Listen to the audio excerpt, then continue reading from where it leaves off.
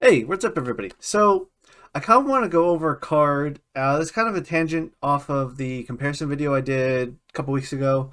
Uh, Description, I guess you can find that video, where it's pretty common knowledge or pretty uncontested that generally a card that says you heal your life points, you heal your life, in most card games is usually a bad card. And if you're unsure where I'm going with this, is Ambrosia in Elestrals is seeing play in a lot of decks. Pretty much every deck runs one or two of them at least. And that kind of goes against convention with other trading card games where just healing your life resources, like your life pool, is not good. But in Elestrals, it's everywhere. It's Ambrosia's a good card, and it's being played in basically every deck. And I kind of want to go over why, or maybe kind of just discuss Ambrosia a little bit. So that's what this video is about. We're going to look at Ambrosia and kind of why it's different, or maybe why it's actually being used as opposed to other healing cards. Before I get too far into this, I do want to just make a note. I know Drataya and Latagan exist. For the purposes of this kind of talk, we're ignoring them completely for the most part. Yeah, obviously Ambrosia is great if you can draw two and destroy something with it at the same time.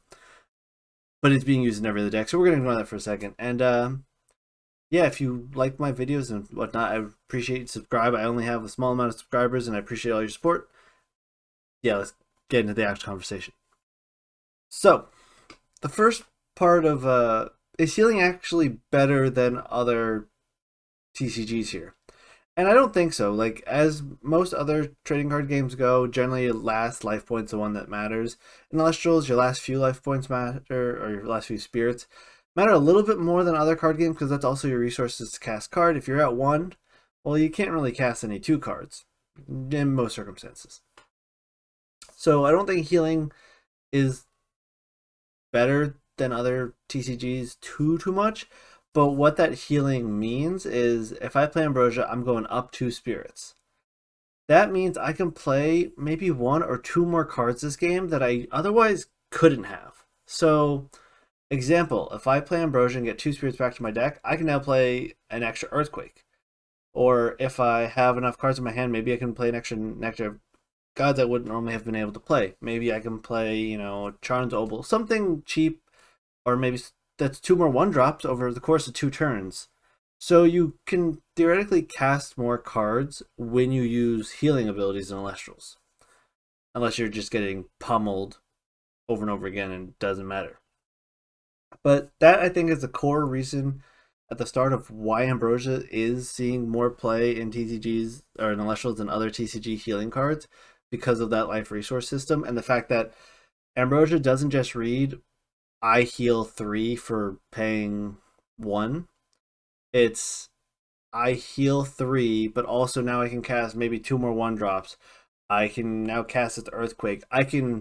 Another really big concept here is if you're running a 3-color, maybe 4-color deck, I don't see why anyone would run more than 4 colors, and your spirit deck gets really messy.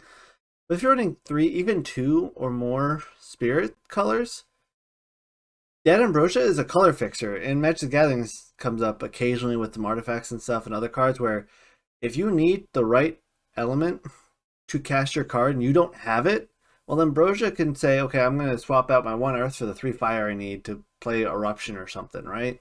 Or I can swap out, my Water I need for a Thunderstorm to get rid of that Zeus, so now that I can pop Voltempest, stuff like that. You can kind of trade your elements in with what you've already used to recast stuff. And that's another really important concept I think in Elestrals is just there is a color identity and you need certain elements to match the cards that you need to cast. So when you're playing a really complex deck or it's getting a really late game where Ambrosia starts to shine more, you can cast the elements that you need. And that's pretty important. And that's another kind of brief tangent is I do want to say that Ambrosia playing it early is not the greatest unless you're maybe pairing it with the Nectar Gods to make Nectar Gods free, but then you're just effectively thinning your deck 2 cards. So in that case, it's okay. But it is relevant that later game it is a little bit more important, but later game you also have less cards in your hand. So generally, kind of cost to Ambrosia, which is where the downsides come, is if I draw Ambrosia, it could have been something else more relevant, which is important sometimes. You know, late game drawing an Ambrosia usually doesn't feel that great, especially when you really need that earthquake, or maybe you need, you know, something to break something. Like you maybe just need a 1-drop Elestral, and drawing an Ambrosia feels bad. Even though, yeah, you can now recover 3 spirits, and then okay, now I'm gonna expend 1 spirit to draw a card for my turn. I can't now play the 1-drop maybe I just drew. So that is the cost of Ambrosia. But it really feels like running 1 or 2 Ambrosias is a pretty small downside to actually being able to cast maybe 2 more cards in your game. Again, like Ambrosia, return 2 spirits. I can play 2 more 1-drops that I might not have been able to otherwise. If I have 3 Ambrosias in hand, 2 Ambrosias in hand, that's a bad situation to be in unless you're playing Drataya or Lotagon. Those are the only real circumstances. And then there's some niche cases that are good where, you know, you can play it face down as a bluff early, which it's okay. I mean, maybe you protect the 1 shield you drew with 2 Ambrosias that you drew early. That's always a possibility. It's always decent. Not a great use case, but it works. And I guess really, I mean, that's the major pros is you get to cast more cards. You can play to bluff stuff. You can heal. I mean, not super relevant. But yeah, just be aware. I mean, there's some more cons. Like we can go looking at you know, just the fact that its core use is healing, but we don't want to heal. We want to use it for other things. So it really comes down to it's a combo card. Or not only a combo card, maybe an extender card. It's just a really slow extender card. Is it here to stay? I don't know. Like, if Drataya Lotagon or Recovery or general healing / fruit stuff stays relevant, it'll always be a relevant card. Will it always see play? Maybe not. I mean, right now it's seeing play everywhere.